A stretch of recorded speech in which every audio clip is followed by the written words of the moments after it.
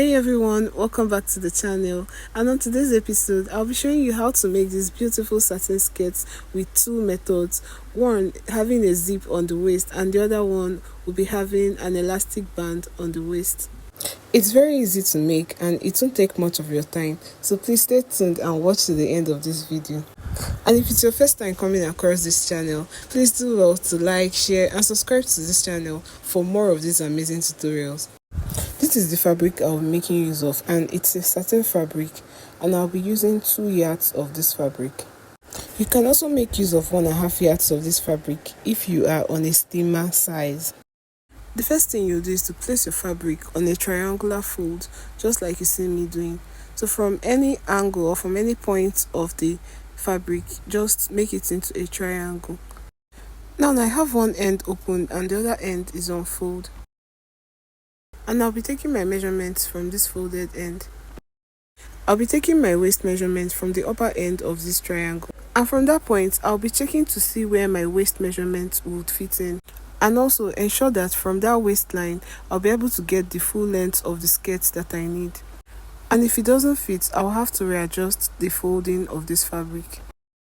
So after making sure of these 2 points, I'll go ahead and mark out the place that my waist measurement will fit into as my waistline. My waist measurement is 36 inches and when divided by 4 is 9 inches.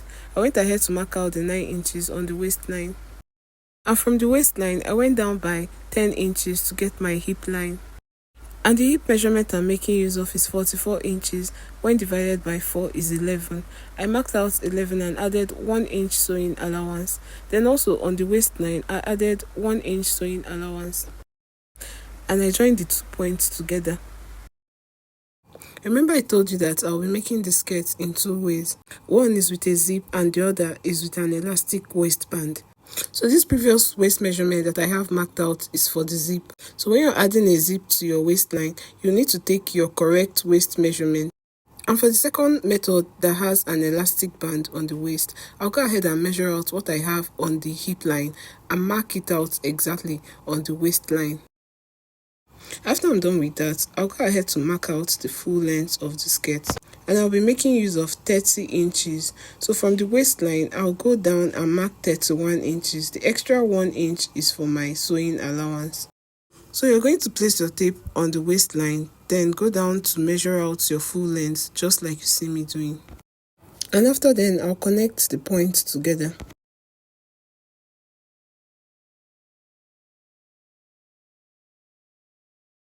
Once I'm done with that, I'll be connecting the hip line to my full length. And I'll be doing that with a line that is not so straight and also not too slanty, just in between. At the waistline, I added ½ inch for my sewing allowance. And after then, I went ahead to cut this out.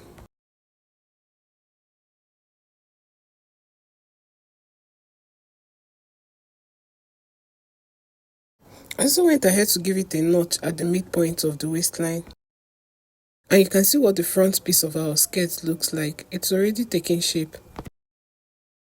For the back piece of this skirt, I'll be placing my remaining fabric on a triangular fold, just like how I did for the front. Then place our front piece on it and cut out what I have.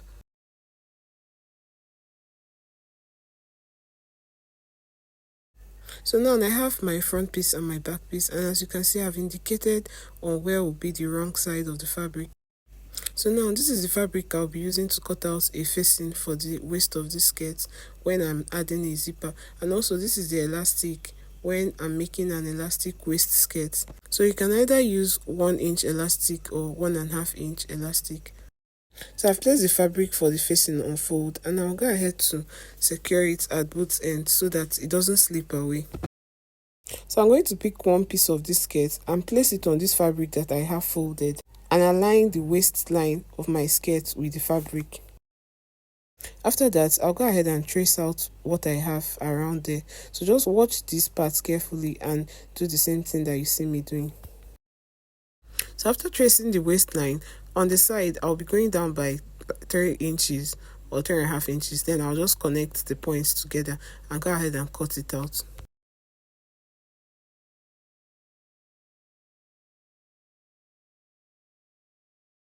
Here I've gone ahead to join the front and the back piece of the skirt with my 1 inch sewing allowance, so you can see what it looks like on both sides. And I've also cut out the facing for the front of the skirt and also facing for the back of the skirt. And I also ironed pepper stay to the facing, so this pepper stay is going to make this facing stronger. I'll place the facing right side facing each other, just like you see me doing. Then go ahead and stitch one side of this facing with 1 inch sewing allowance. Once I was done with that, to attach this facing, I'll be turning my skirt to the right side, just like you see me doing. So this will make attaching this facing easier from the right side. So at that point where I have my facings joined together, I'll align it with one side of my skirt where I have the allowance. So just watch carefully and do the same thing. So when I've located these 2 points, I'll pin it down, then pin down the rest of the sides of the facing to the waist of the skirt, then go to my sewing machine and sew all around that area with 1/2 inch allowance. This is what it looks like after attaching the facing to the skirt. So I'll just go ahead and fold in the facing just like you see me doing, because it's supposed to be inside the skirt. And on one side of the skirt, you can see I left it open, so that is where I stopped the attachment of the facing, and that is also where we'll be having the zip. So for this facing to relax, you can go ahead and iron it, or you can also top stitch it. So I went to the sewing machine and I top stitched mine. So you're going to place it down just like you see me doing, then go ahead and stitch on that part of the facing. I'm done top stitching that part of the facing, and this is what it looks like. So as you can see, the waist part of the skirt is already relaxed. Then for the side where I'll be having the zip, I close the top. So once I'm ready to add my zip, I'll just open it up and add a short zip to that area. For the satin skirt with an elastic waistband, I'll go ahead and measure out the elastic that I need. And the measurement I used for this is my waist measurement minus 3 inches. So after cutting this out, I'll go ahead and close up that side of the elastic. This is what the elastic looks like after closing it up. So I'm just going to take that point where I have my stitching, fold it into 2 like you see me doing, and get the midpoint of this band. After that, I'll go ahead and fold it again like you see me doing and mark out another midpoint on both sides just like you see me doing. Now I have a total of 4 points on this band. 1, 2, 3, and the 4th one is at the joining of the elastic. On the waistline of the skirt, remember we already have a notch for our center front and center back. Then we have the sides of the skirt. So this point will also make it 4 points to fit into the 4 points we have on our elastic band. So with these 4 points I have on my elastic band, I'll be pinning it down to the 4 points that I also have on my waistline. So watch this carefully and do the same thing.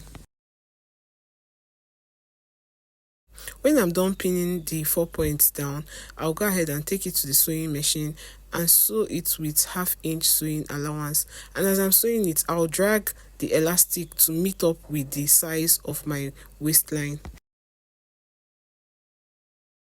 After attaching the elastic, this is what I have, and you can see how neat it turned out, and this skirt is ready to be worn freely with ease. For this elastic band to stay in place without turning to the right side, I have to make a light stitch on both sides of the skirt. And then at the bottom part of this skirt, I'll be weaving it right round. Then after weaving it, I'll fold it just with 1/2 inch and sew it down on the sewing machine. But if you don't have a weaving machine, you can as well fold it twice and sew it down. That will be all for this tutorial. I hope you found this helpful and valuable. Please don't forget to like, share, subscribe, and also drop a comment. I'll see you in my next one.